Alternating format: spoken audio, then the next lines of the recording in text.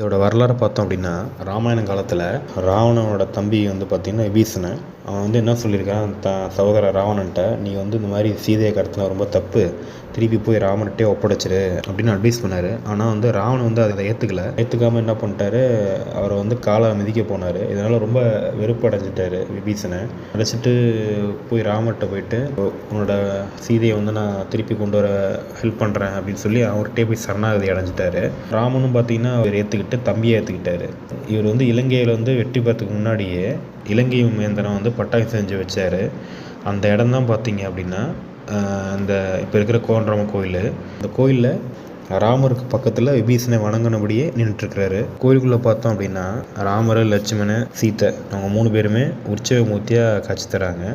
ஆனி மாதத்தில் ராமலிங்க பிரதிஷ்டை விழா, வைகுண்ட ஏகாதசி, ராமநவமி, அப்புறம் ஆடி அமாவாசை, இந்த நாட்களில் வந்து உற்சவம் நடைபெறும். அப்புறம்